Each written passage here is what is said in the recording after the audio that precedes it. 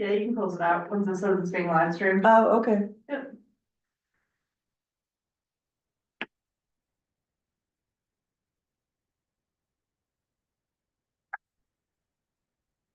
You're good. Ready to go. Good evening. This is Business and Economic Development Committee. It's Monday, October 21st. We are going to start at 6:59. In attendance we have Council Leonard, Council Chair Pelletier, we have Councilor Fish, Councilor Dean, Councilor Schaefer will be stepping back in, myself, Councilor Haas, we have Councilor Yakabaga and Councilor Fournier. We also have at the table, Director Ann Krieg. Voting members, if we need to vote, are myself, Councilor Fish, Councilor Leonard, Councilor Schaefer, and Councilor Tremble has left, so he is not here. And our first item of business. First item on the agenda is a lease amendment at the airport, was that?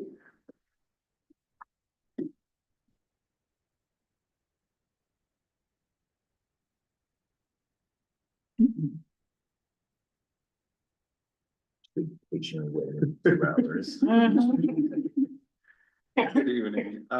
We have a lease agreement that we would like to extend an amendment. It's a tenant that has been at the airport for quite a while, and their lease has expired, so we're recommending to extend the lease for another, to amend the lease with the 3 1-year options, and the terms of the lease would remain the same.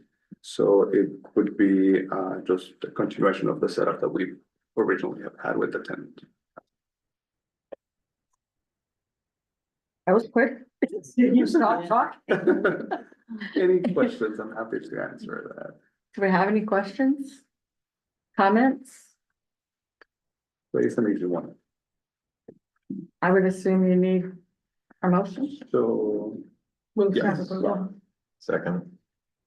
Okay, is there one? We have a motion and a second. I see no objections, so. Do a passage. Thank you. Next on the agenda is some updates from downtown. The needs assessment is a document that we had created last year. Councilors might recall last year's version.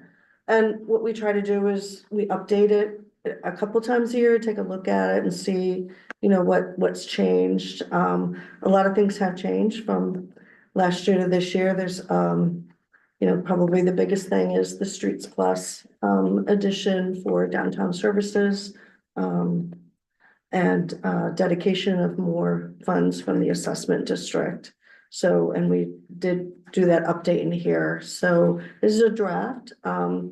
So, you know, we're still working on a couple things with some of the departments, but this is, I just wanted to get that to counselors to see how things are going over this last year. Anybody has any questions on that one? And then Betsy Lundy from the Downtown Partnership is here to go over the document after that, which is the opportunities document. Thank you for bringing that document, just as a reminder for all of us. Yeah, how much we do, you know, and how much, and there's a lot of coordination. We meet often with Betsy and the board, so there's a lot of communication going back and forth between all the departments. So it's, I think that document has really helped us kind of coalesce all of that.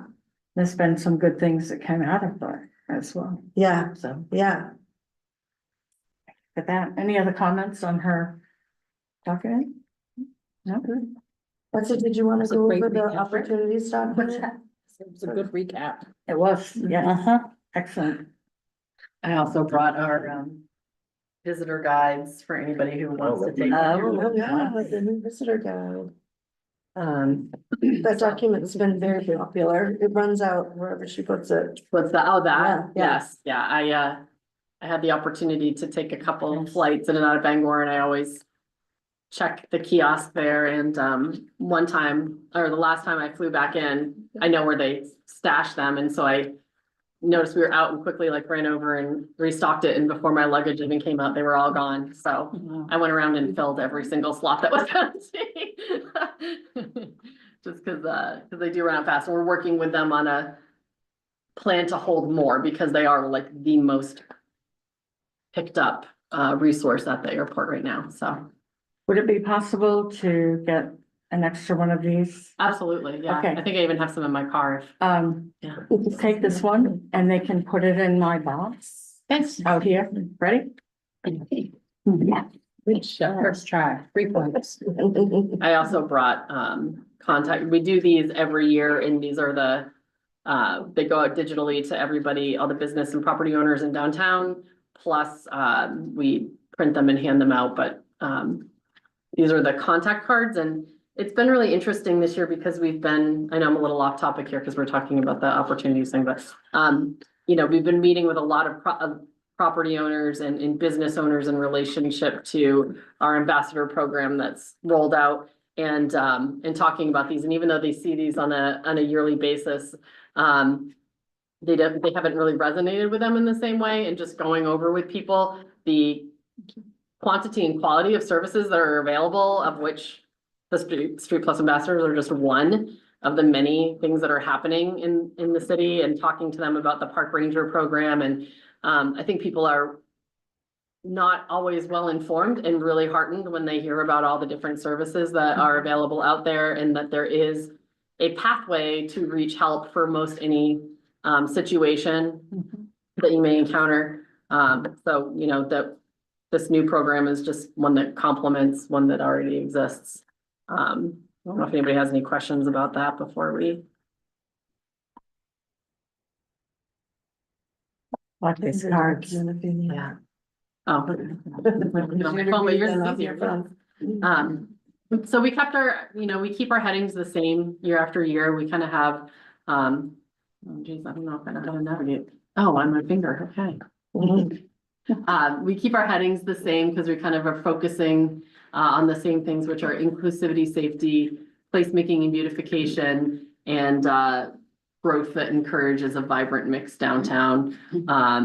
You know, successes to build on. There's a lot there. There's the ambassador program, and we're focusing our energies for the ambassador program on areas that aren't typically covered, right? So we have Officer Larby there kind of in a Monday through Friday kind of way during the day. And then we have our ambassadors focused on the shoulder times after he leaves and before he arrives in the morning.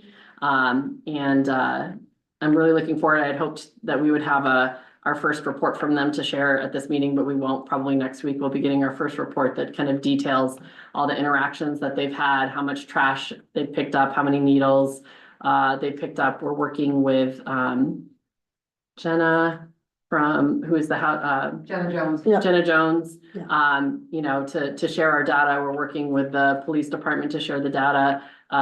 We've had several meetings with them over time to just continue to go over the nuances of the ways in which they're supportive of each other. Because one of the things that they've said is really helpful to them is that at night they just have cruisers going around and there's nobody on foot. So they don't necessarily see the same things. And so the Street Plus ambassadors kind of serve as like a first line of defense. Or if they see somebody camping somewhere or doing something that they shouldn't be doing, they can interact with them first and most of the time resolve the issue. You know, there have been times when they've walked people up to the brick church and helped them carry their stuff up there for the night, or you know, waited with them while somebody came, you know, PD came to interact with them, or sometimes they'll just choose to walk off on their own, and then they clean up the area. They've done a lot of cleaning, probably more cleaning than I had anticipated they were gonna do, which has been really nice.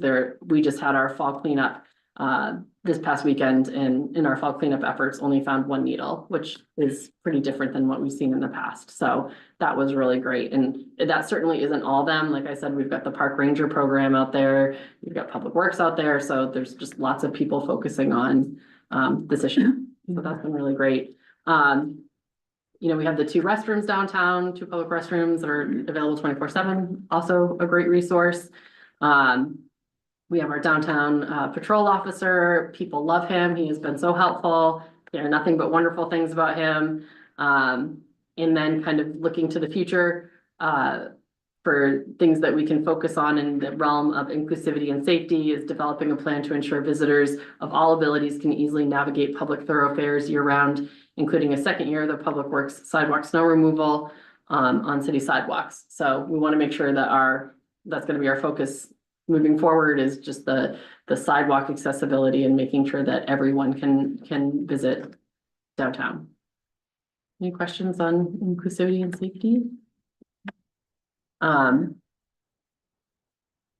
in our beautification programs, the Umbrella Sky Canopy came back for a second year in its full form, extending the entire street. We have planters, we have benches. It is incredibly photographed. It is the thing that drives the most people to our website, believe it or not, because it's part of an international project. And so people, we're getting shared in international networks. If you ever go onto the Umbrella Sky page, which kind of collects all of them around the world, you always find pictures of people in Bangor's Umbrella Sky sharing it, and then that drives people back. We track the stats of our website and other websites as well, and we are far and away the largest tourism website in Bangor currently right now, because we no longer have the CVB, so we get an incredible amount of tourism traffic to our website, and some of that does come from Umbrella Sky, so that's been really wonderful. I've seen the pictures everywhere. I see people using them in their like annual reports from various businesses, and so that's been really great. I have a quick yeah, question. sure. It seems like it held up better this year. Yeah, well, one of the things that we did was we removed the front section, which was getting crosswinds. Okay. So that was one of the really big things, is I didn't know if that, it was my perception or if it actually. no, we have that, and then we also found somebody, lifting poles and holes, who can, when we see that it's gonna be really windy, they can come through and close all the umbrellas and then open them again. Oh, no. That is a great idea. Yeah, yeah, yes, yeah, that one came to us from Umbrella Sky in Miami. I was like, how do you survive hurricanes? They just said if it's gonna be really bad, we close the umbrellas and then reopen them. So that's helpful too, but we only did that once this entire summer. Yeah, so that was really good. There was only one time that, and I probably would have done them the last big windy day that we had, except for that they're scheduled to come down, so we figured we might as well just Yeah. wait. And even still, I think we only had a couple get damaged by that really Not crazy like windstorm. before. No, not like Yeah. before. Yeah, yeah, it was because if they get wind coming from more than one direction is the problem. And so the ones in the front were getting the crosswinds coming down Main Street as opposed to just the winds going up Cross Street. So My daughter would, because she would watch from the museum where she worked over the summer, and they would just watch them, yeah, fly away. Yeah. So I'm glad that you figured out a solution. Yeah. yeah. A day that went by in the summer going home, that somebody wasn't there taking pictures. All the time. They had a Senior whole pictures. group that would come in costumes and they'd Yes. put themselves on the benches. the benches you've got there and Oh, all wow. that. It was pretty interesting Yeah. watching, and it was every day. Even if it was raining, there were people in there taking With our pictures. umbrellas. Yeah. So it was nice. Yeah, it has become exactly what we wanted it to be, which was a real draw. And the businesses that are up around, we kind of looked at it too as an economic development tool and bringing people up around to Columbia. And the businesses up there have definitely reported that like people do come up around and visit, and it's been good for them in terms of foot traffic. So all in all, it was a win. And I did spend, not this summer, but the one before, I spent a lot of sleepless nights, like thinking about things. There were a lot less of those this year, thankfully. Let's see, yeah, we've been working on replacing our aging planters with new planters. The city began construction in Pickering Square based on the public process that happened, and so that's been really fun. It got stalled there for a while, but there's been excavators out there. We're excited to see where that goes. Yeah, city added another trash can there. We have the decorative lighting in Pickering Square Garage, and we're going to be extending some of our decorative lighting schemes in this upcoming year. opportunities and possible solutions, considering adding additional watering as several planters dried out and died, which that was something we weren't expecting because it was actually our self-watering planters that struggled the most. And increasing wayfinding and informational signage to enhance the visitor experience, which is just as a side note, you will be hearing more about this, but I'm also on the RERC steering committee and we applied for a grant for signage that includes digital kiosks that will be going into downtown, as well as some traditional signage. We're working with Tracy along to get some more signage along the waterfront and a few other places to just make that pedestrian experience a little bit better. So those all have to be completed, I think, by the end of the summer. wasn't it? Yeah. Next year, Yeah, so they'll be, hopefully some of those will be rolling out in the spring. Adding interactive holiday and winter lighting and recreational components to bolster visitation during winter months. I know we're updating our tourism capital to reflect more of winter months because even it's a beautiful time of year. And we want to draw visitors here, to engage in, and the RERC is working on that as well. How do we draw people in those like slower months because we can't focus all our energy on summer. And we need sort of an umbrella sky winter version. And then maintaining the accessible sidewalks that remain safe and passable for all visitors to downtown year round, including snow removal and curbside maintenance.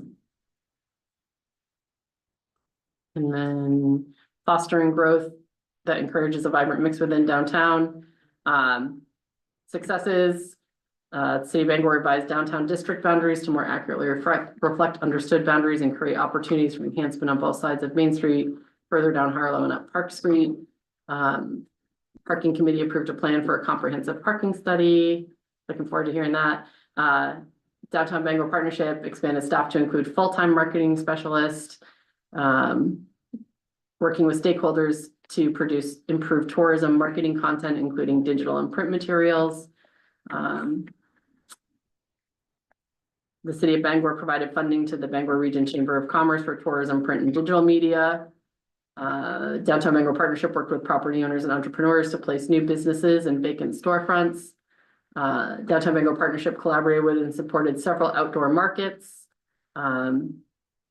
And we secured a grant to support marketing Bangor as an arts and culture destination. That's a funny one because it was a Maine Office of Tourism grant, so you don't really see much of it here because all of it is being spent to bring people from away to here. We'd love to add a local component at some point, because we have the assets built. So it would just be finding the money to advertise it in the local market to support arts and culture organizations. Opportunities, collaborate with the city and developers to identify avenues for redeveloping remaining spaces with no opportunity for positive cash flow. I always think of 73 Central as one of those. People always call and ask about it. And I always used to be like, yay, somebody's gonna get by, and then, 3 months later, it just doesn't make sense financially. It's, so, I would love to see us for that property and a couple others get creative about how we can make them work because they're, an important part of the landscape. And we also have incredibly low vacancy rates in downtown. We have a functional vacancy rate, commercial vacancy rate of 2.4% in downtown. Even though it seems like there are empty storefronts, we really don't have very many empty storefronts. Things, I always have a long list of people looking, and it's hard to find the right spaces for people. So having more available spaces and kind of redefining existing spaces, I think will be really helpful moving forward. Partner with the Community and Economic Development Department to grow retail base in downtown. I think everybody wants to see more retail in downtown, especially on those first floors. So working together to establish a plan to help foster that. Work with city and region to establish a cohesive marketing strategy that highlights the many assets of Bangor. And that's again, another grant that we got from RERC. And in fact, there is a listening session there's 2 listening sessions on Thursday for anybody who wants to come. We got a branding grant, for RERC to brand the Bangor, establish a brand for the Bangor region. And we just announced that we hired, a really amazing marketing firm that specializes in placemaking marketing that's going to be coming here, to help us define that brand. And then that's something that everybody can kind of attach to and support and promote, to get more people coming to the region to visit Bangor, as a really important place to visit and not just as a place to pass through, which has been a sort of common theme for how people view Bangor, but we know that it's a destination in and of itself. So how do we do that? So if anybody's interested, just let me know. There's one at 8:30 and one at 3:30 on Thursday. Create better connectivity with city departments regarding events happening in downtown so that Downtown Bangor Partnership can enhance promotion and marketing of events. So we like to partner, obviously we don't want to put on all the events. We like to partner with people who are trying to establish events, but also there are some events that just happen and we would love to, work with, Parks and Rec, for example, better to make sure that we know who has things going on say like the waterfront or in downtown so that we can also broadcast that message. Preparing additional zones within downtown to receive amenities, benches, planters, public works of art, and reduce single-use surface parking through creation of shared parking solutions to allow for more development on and prepare for a fully occupied downtown. So, the parking reports that we get are a reflection of how people are parking today, but what does it look like when all the buildings are full and active in downtown? Does the parking that we have meet the need that we're trying to create? And I think probably the answer to that is no. And so how do we build the solution so that we can grow to that place? You've been busy. Yes, Yes, stuff. Everybody's had a good year. Positive. All good yes, stuff, very For positive. sure, yes. yeah. Any other comments? Okay. Questions? So Go ahead. just a comment about the Street Plus. I was Yeah. interested to hear about how things are going because I thought we were shooting towards the end of September, right? For the launch? Yeah. No, they were able to launch in the beginning of September Uh-huh. and, So, yeah. yep. Yeah, so, yeah, I mean, I was happy to hear about what's going on, what they're doing and some positive feedback, basically. I mean, so Yeah. it's good. I wish we had more visibility, but because they're operating in some of those like off time Hours, yeah. hours, like, there aren't that many people seeing them wandering around in the alleys at midnight, but they're there and they are, serving a purpose at our last board meeting, Robbie Beaton, stumbled all those words together. Robbie Beaton, who works for Epstein Commercial Properties, said he hasn't had to call PD for over a month.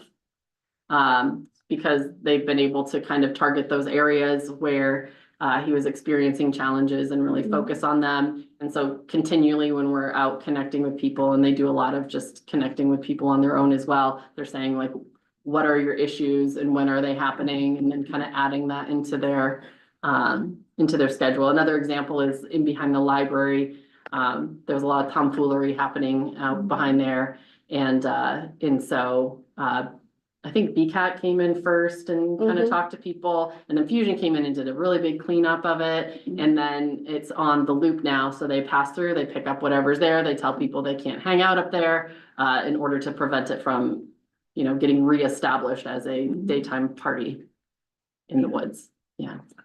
Thank you, yeah. Have you seen a significant improvement between the downtown BCOP and Hammond Street Plus and has it met your expectations? Yeah, I think it's been really good in certain ways. Again, like I think the one place, like I was saying with that visibility piece, like it would be great if there were more people walking around during the day, because I do think that people who aren't as used to seeing people who are struggling with addiction or houseless or struggling with mental illness, they find seeing those people in our community like personally challenging and threatening, even though they're not, people who are houseless and struggling with abuse, they're more often victims than they are perpetrators. But unless you have a lot of experience in that realm, you don't necessarily see it that way. And so having people around in uniform can make people feel more comfortable. I think I definitely notice I think people feel more comfortable when, like, you know, if there's folks sitting out in West Market Square and Officer Larby's there, I think he does change the tone. And if there were going to be, the thing that the Street Plus people have reported to us as well is that if somebody, like, when they see them coming, if they're like doing something that they shouldn't be doing, they dissipate. You know, because all people are welcome, but not all behaviors are. And so that's kind of what we're trying to control for and reduce, is seeing certain behaviors. One thing I would notice is that you have McKinley's email address, name and email address is incorrect on there for your next print. Oh, thank you. I'm a typo person. I have other departments at work send me their stuff because I just see it and We'll have to put you on staff as our like That's right. unofficial send me anything. I just look at it and be technical like, oh, editor. It's a good skill. It is a good skill. Yeah, sorry. we need those people. No, it's- No, thank you. It's not a criticism. What's really funny though is he hasn't picked up on it. Like, he hasn't stuck in these cards. They don't have anything on purpose. I know, maybe he's like, yeah. Call me whatever. Yeah. I don't know what the phone number part, but Yeah. I know the name. That's great. All right, thank you. There's Dr. no Lynch. others. Thank you. Thank you. Thank you. All right, Grandview Avenue. next on the agenda is another exciting project. Councilors may recall, about a year ago, we started working, with the Genesis Fund, staff at the Genesis Fund, to help us, you know, with some technical aspects of how can we look at city properties, as a way to be part of the solution about creating housing units and creating the type of housing units that we want to see. And the direction at the time, from counselors was, you know, that 80 to 120% median income. So, you know, it's often called missing middle, workforce housing, you know, people that are priced out of market rate, but they can't get any subsidized housing. So we've been working on and then published an RFQ to, you know, work with the developer to negotiate, you know, the final design of units at the parcel in Grandview. The Grandview lot is, to me, I would call it the perfect storm of good planning, locations. It's, you know, there's an open space across the street, there's commercial behind it, so many things in walking distance. I mean, it's just the high school is in walking distance. I mean, it's just a great location, you know, to do this type of housing development. So, we, did receive 3 responses, and, after interviews, the, staff is recommending that, we go with Developers Collaborative. And they're actually here, this evening as attendees. If you had any questions, or they may want to say a quick hi. Before you do Council, that really quick, I just want to offer this up to the council. I know that this is going through Developers Collaborative, but obviously Penquist is associated with this, being a board member. I know it's not directly tied to them, but I just want to offer that up if it would be probably of the best interest to leave the room while you have this conversation further. If you don't think there's a conflict, I'll just stay. What's the committee feel like? You need to leave the room? Probably. Is he a voting member on this one? Yes. And so Penquist and these are tied together? Penquist and Develop, No, Penquist was one of 3 responses. and so we're not discussing. But not the Penquist? recommendation. Yes. Yeah, yes. we're recommending Developers Collaborative, which is separate. I don't No. think that's a conflict. I didn't think it would be, but I just wanted to deliver Thank to you for you. bringing it Yeah. up, reminding us. I have one question. And I hope I'm reading this right, but what is Wooner, or what does that mean? Or am I reading it wrong? Like you know what I'm talking about? I do, but I'm gonna make, Okay, cause I knew all the other words except for one. I know, Kevin, do you want to talk about WUNF? You probably can talk about it even better than me. I don't know, Ann, you are a planner. Hey, everybody, I'm Kevin Bunker from Developers Collaborative. We actually had an interesting conversation, our design team, about the word WUNRF. Our landscape architect, Nick Asidu, who I fervently wish was on this call now, is a big fan of the WUNRF. And I said, can we call it a shared street or a courtyard or something? And WUNRF is a Dutch word, and it basically means a shared street or a courtyard. So it's a street that has, it's not a street intended for through travel. It's intended to have like textured pavement, think like cobblestones, where if cars are on it at all, they have to go very slowly and people can walk in it too, like a European sort of plaza type of thing. So it's sort of a really artsy, inaccessible word for a pretty common sense idea. So he probably would be upset if he heard me say that, but and you might want to be able to elaborate on the WUNRF concept, but it's intended to be sort of a shared multimodal space for pedestrians and cars and bicycles and whoever, where everybody is basically safe. Yeah, it is sort of that village, almost clustered development where, there's a lot of shared space, as Kevin said. Is it intended to be like emergency access generally? Not so Yep. much emergency access as dropping off groceries, picking up loved ones, that sort of thing, but not so much emergencies. Okay. No, I know. Yeah, so if anybody has any questions, yeah. No questions, just a few comments. I'm not a voting member of this committee, but I really love how much green space is preserved in this proposal. I know that was something that surrounding neighbors were concerned about, was how much of the natural landscape would be altered. I love that there's community gardens and a walking trail. Like this, to me, feels very much like a place that somebody would be excited to call home.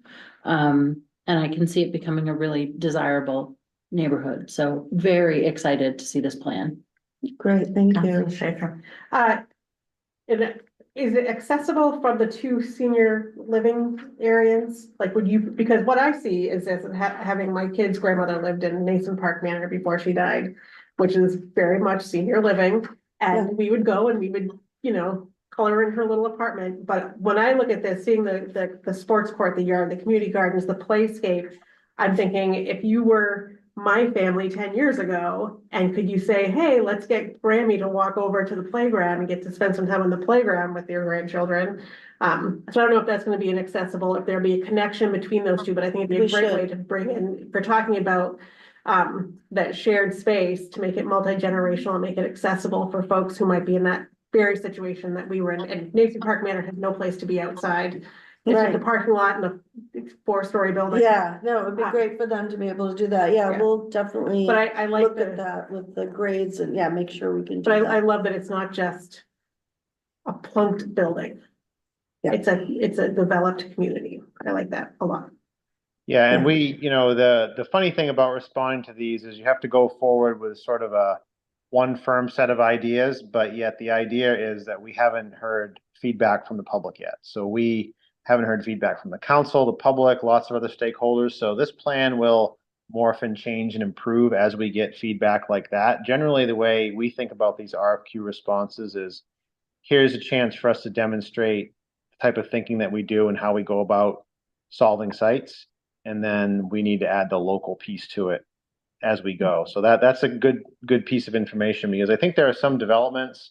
If you ever heard the acronym NORC, Naturally Occurring Retirement Community, it's housing that's not necessarily designed for seniors, but by virtue of the where it is or what it is or how it's designed, it ends up being occupied by seniors. And I think you could say the same thing for families. I think what we want to do is intentionally not do either one of those things so anybody can kind of be comfortable there. Now, if we learn during some market research that there's one group in town that there's a much stronger market for or needs to be served more than others, and it's real important to the town, then we might shift on that, but that's kind of the early thinking.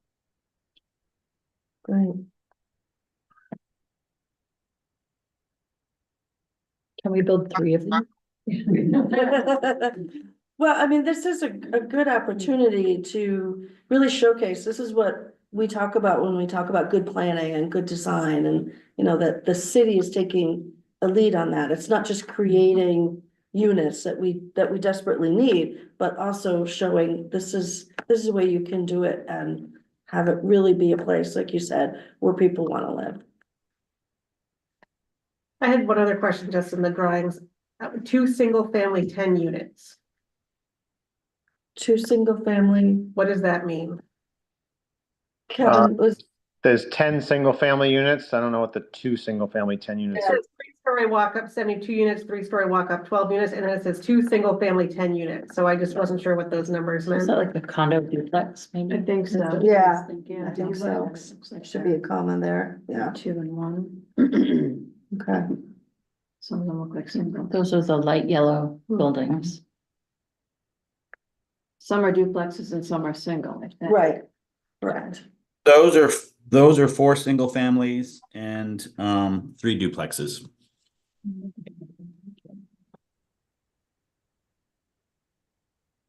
So do we need a recommendation to accept it? Yeah. I would move staff recommendation eagerly and heartily. Second. It's been moved and seconded. I don't hear any objections. Don't see any objections. All right, thank you. That's good. Thanks, guys. Thank you. Looking forward to the process. Appreciate the time. Yep, be in touch. Next on the agenda is, we wanted to give you an update on the short-term rental license program. You may recall, we worked on this policy for a long time. There's a few years in the making. The process has gone well. We're using a company called Deckard, has been sort of running the online portal for people to register. The registrations and the licenses are well under what the 1% cap that the council had established. So that's good news. So we're not pushing that envelope, if you will. So I think things are going well with it, but I just wanted to give you the numbers. You know, there is a lot of follow-up at a staff level, making sure that some of the improvements that have to be made to some of the homes that are being rented are being accomplished. So, but other than that, I mean, that's no different than any other code thing that we're at a staff level doing. We had someone apply with a placarded unit, like Yeah. the red Yeah, X. there's always, Was it a prank? Was it what? Was it a prank? No, it was for real. So, yeah. Hmm. There's Is always that property those still- anomalies. Is that property still like out there being listed as an Airbnb? No, we've already Okay. issued, right, Okay, a violation on that one. that's one that sort of, Yeah, no, we're on it. Yeah, we don't want people in placarded properties visiting, Bangor, so, yeah. but everything Betsy's doing, she left for that. So yeah, that was just a check-in. I don't need any, formal response on that. We will be coming to you when we get a little bit more data on the pilot program for the overall rental program that our community development officer is running. So I just don't have enough data to bring because it's a pilot program. So hopefully in the next couple of months, I'll be back with that data for you. And then next on the agenda is Economic Development Division updates. And Begita is here, our Economic Development Officer, Hi, to everyone. update folks. Hello, good evening. So I just think it's important to keep you guys in the loop in terms of all the things that we're working on. There's a lot, but 2 things that we're really proud of is Brad Wall, who is our business development specialist. He led a convening of Quebec businesses that we hosted as a delegation with our local Bangor businesses, construction businesses at the University of Maine, Orono. We've been doing a lot of things with the University of Maine, Orono in various areas, in various departments. They hosted this for us, but it was quite intriguing because while all of those businesses were in the construction industry, they really were able to come together, share best practices, share challenges, which Quebec businesses and Quebec is having really tremendous challenges in housing, as we are, and the rest of our country, and talk about how they potentially complement each other. Prefab was a big topic of this event. And it was just great to be able to kind of think out of the box and say, how could we work with each other to be able to grow these businesses?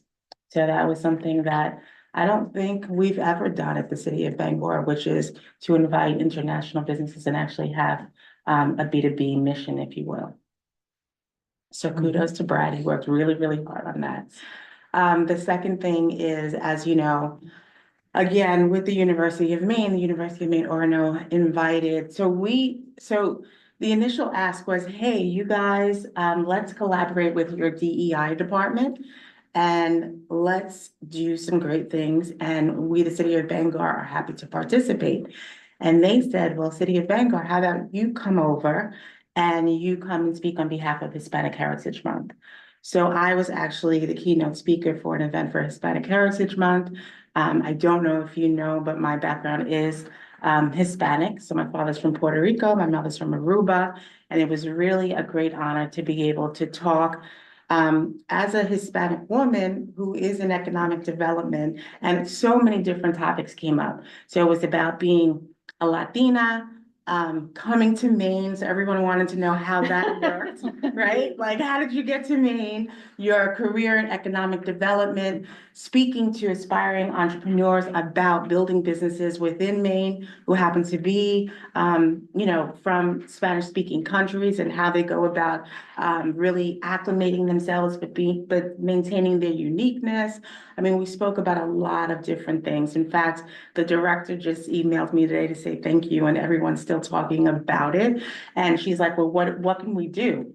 And I said, well, it's not only about Hispanic heritage, it's about all of the affinity groups and how do we go about collaborating and participating under diversity, equity, inclusion. So we're happy about that. That's something, as you know, I'm constantly looking back at the economic development strategic plan and saying, how do we execute? How do we put things in place to be able to be successful in that? So 2 really successful events, and we are continuously moving in a direction of success. Any questions? Yes. Yeah, I guess I'll have to test Brad on his French next time I see him. Brad actually speaks Portuguese. Well, then he'll feel French.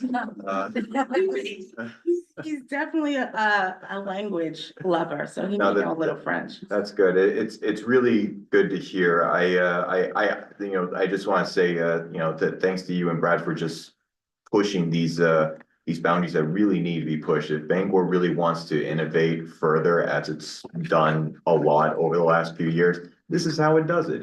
That's it. We go to, a lot of people forget that economics is more than just numbers. It's also cultural. It's also emotional. Absolutely. And so I really appreciated you sharing your personal story with the University of Maine, who has taken a lot of recent steps to undo a lot of issues in their past, like the renaming of a hall recently there to get away from someone who was a fan of playing with personal genetics and stuff. I won't get into that, but basically it's really good to make Bangor, make people aware that Bangor is going in the direction as a multicultural city. And this is the direction that not only we want to go for humanitarian reasons, but also, if you're a capitalist, for profitable reasons. So just thank you for that update.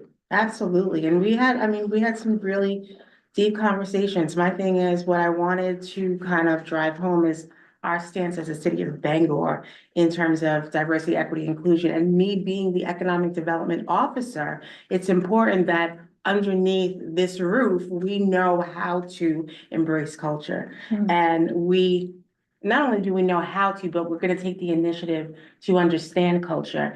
And even if we don't know, we're going to learn how to, and we're going to be prepared. Because my thing is this, and what I explained is, I'm a big girl, right? Like I can deal with adversity and I've dealt with a lot of adversity, but I'm here to be able to set the path for everyone behind me who's thinking of Maine as a place, because Maine is a beautiful state. We're having a wonderful time here, great quality of life, and it's okay because you will be embraced and everything that's different about you is your strength. So it was a real honor. In fact, I am speaking again this week at the international, I can't remember what class it was, but it's specifically about being a public servant. And it's not related to ethnicity. It's about, okay, what does it mean to be a public servant? Because oftentimes we're not introduced to the work, right? So I happened to get into workforce development for personal reasons and then said, oh my God, this is tremendous. And then went on to economic development. So it's important that our students are aware of what that work means and how fulfilling it is and how they can contribute. Any other questions? Thank you. Thank you so much. Anybody? Thank you. Yeah. Yeah, Good job. I know. I know when Bakita started, I said, here's the economic development strategy that says, get out there and, you know, showcase Bangor and how great it is. And she and Brad have done an excellent job at that. They And really they do. have. And they do. Really, yeah, they get out there. They It's got out, awesome. they I did it. love it. Yeah. So next on the agenda is the housing progress. The housing page on the city's website, you can access it from the home page, has been updated. There's 27 new units that have been created. And you know, we update, you know, all of the zoning changes that have been done. And also the pre-approved plans are in draft form. There's gonna be another draft from that because Historic Preservation Commissioners gave some really good comments on some of the design aspects. So they're gonna be making a couple of changes. And then we'll be going back to planning board, and then back here again to before they're finalized. So that you folks can also weigh in. Again, and you saw it one time, but we'll bring it back another time. So that's gonna be a great project. I was just at Smart Growth Maine today with Begita and our planning analyst Brian Scannell, and we you know, I was approached by a few people saying, I heard about your Grandview project, I heard about your pre-approved plan project, and so it's really great to get that out there to people around the state that Bangor is really taking the lead on these things. So that's great work that you're all having us do. So I appreciate that. So next is an executive session. Okay. I wouldn't take that away from you. Maybe it's my So last let's one. do it. And we'll be going to executive session, 1 MRSA 4056E, disposition of real property or economic development, and 1 MRSA 4056E, consultations between the committee and the city solicitor concerning the legal rights and duties of the committee and pending or contemplated litigation. 2 items. That's exciting. Second. Yeah, we are. Need a roll call. Yeah, we do. Waiting for her to. Council Fornia, you awake? Not on the committee. We don't have to do it Gretchen, if everybody's in there, they have Yes. to be part of it. and you're on the committee? Yes. Okay, so, Joe's on the committee. all right. We're good. We're in executives.